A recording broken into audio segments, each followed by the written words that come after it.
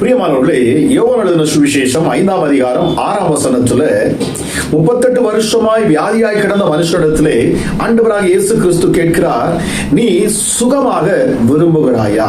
நீ சொஸ்தமாக விரும்புகிறாயா? இந்த நேரத்திலும் என்னை பார்த்து கொண்டிருக்கிற தேவஜனமே, உங்க சரீரத்தில் ஒருவேளை பலவீனங்கள் சுகவீனங்கள் காணப்படும் என்று சொன்னால், இந்த நேரத்தில் நீங்கள் சுகமாக விரும்புகிறீர்களா?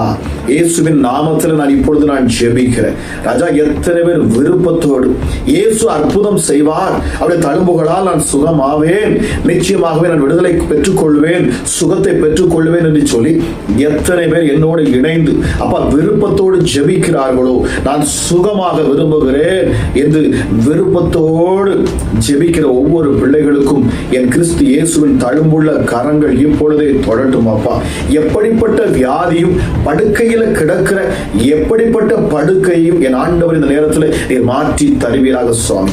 உன்னதமான கிறிஸ்து இயேசுவின் நாமத்தை கொண்டு நான் பேசுகிறேன். அப்பா, இப்பொழுதே சுகமளிக்கும் வல்லமை இறங்கட்டும். எப்படிப்பட்ட வியாதியின் பலவீனத்தில் இருக்கிற பிள்ளைகளுக்கும் இப்பொழுதே அற்புத சுகம் உண்டாவதாக. இதை பார்த்து கொண்டிருக்கிற பொழுதே அற்புத சுகம் உண்டாகட்டும். அப்பா, ஹல்லேலூயா.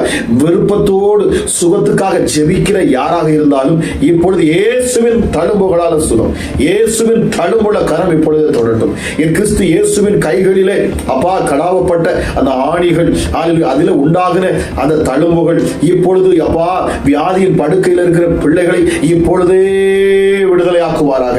இயேசு கிறிஸ்துவின் தழும்புள்ள கரங்கள் இப்பொழுதே தொட்டு சுகமாக்குவதாக.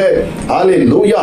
இதை பார்க்கிற ஒவ்வொருவருக்கும் இப்பொழுது சுகம், விசுவாசிக்கிற ஒவ்வொருவருக்கும் சுகம். கிறிஸ்து இயேசு எனக்கு சுகத்தை தருவார் என்று விசுவாசத்தோடு நம்பிக்கையோடு என்னோடு சேர்ந்து ஜெபிக்கிற ஒவ்வொரு பிள்ளைகளுக்கும் இப்பொழுது இயேசு கிறிஸ்துவின் தழும்புகளால் சுகம், விரும்புகிற ஒவ்வொரு பிள்ளைகளுக்கும் சுகம், விசுவாசத்தோடு இதை கேட்கிற ஏற்றுக்கொள்ளக்கூடிய ஒவ்வொரு பிள்ளைகளுடைய சரீரத்திலும் அற்புத சுகம் இப்பொழுதே உண்டாவதாக.